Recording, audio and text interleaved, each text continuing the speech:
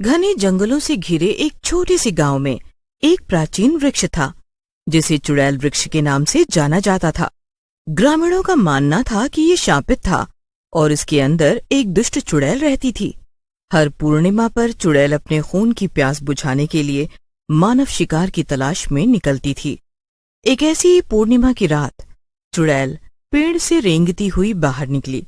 उसकी आंखें भूख से जल रही थीं। वो चुपचाप गांव में घूमती रही।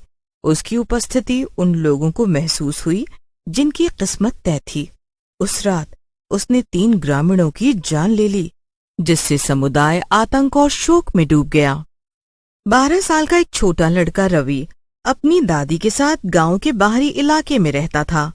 वो चुड़ैल वृक्ष की कहानियां सुनकर बड़ा हुआ था, लेकिन श्री हनुमान की शक्ति में विश्वास करता था, जो अपनी ताकत और साहस के लिए जाने जाते हैं। हर रात रवि श्री हनुमान की प्रार्थना करता था, उनकी सुरक्षा पर भरोसा करता था।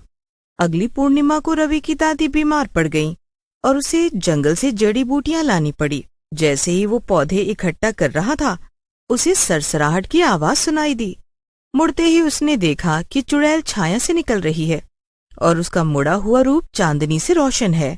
उसकी आंखें रवि पर टिकी हुई थीं और वो उसके पास जाने लगी। उसका इरादा स्पष्ट था। अपने डर के बावजूद रवि अपने हाथ जोड़े और हनुमान चालीसा का जाप करना शुरू कर दिया। चुड़ैल रुक गई। उसकी अभिव्यक्ति द्वेष से भ्रम में बदल गई। जैसे ही रवि ने अपनी प्रार्थना जारी रखी, एक गर्म चमक ने उसे घेर लिया और चुड़ैल हिलने में असमर्थ हो गई। जितना अधिक रवि ने जाप किया, चुड़ैल का चेहरा उतना ही नर्म होता गया। उसका मुड़ा हुआ रूप सीधा होने लगा। उसकी आंखों की दुष्ट चमक खत्म हो गई।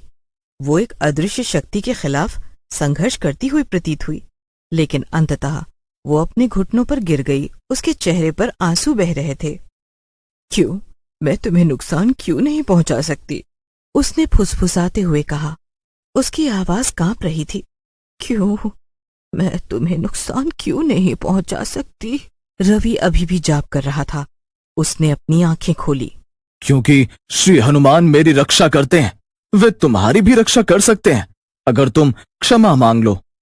चुड़ैल का रूप चमक उठा और अचानक वो एक विचित्र आकृति नहीं बल्कि एक दुखी महिला बन गई।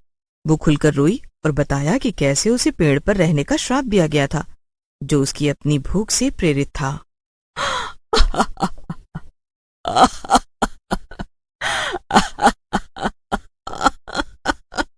रवि की अटूट आस्था और प्रार्थनाओं से श्राप हटने लगा। चुड़ैल अब एक सामान्य महिला बन गई। उसने अपने किए की माफी मांगने की कसम खाई। गांव के लोग जो शुरू में डरे हुए थे, परिवर्तन को देखते हुए धीरे धीरे उसे स्वीकार करने लगे। उस रात से चुड़ैल का पेड़ चुप हो गया। एक छोटे लड़के के विश्वास और श्री हनुमान की कृपा से उसका श्राप टूट गया। गांव अपने शांतिपूर्ण अस्तित्व में लौट आया और रवि आशा और साहस का प्रतीक बन गया। उसकी कहानी आने वाली पीढ़ियों को सुनाई जाएंगी।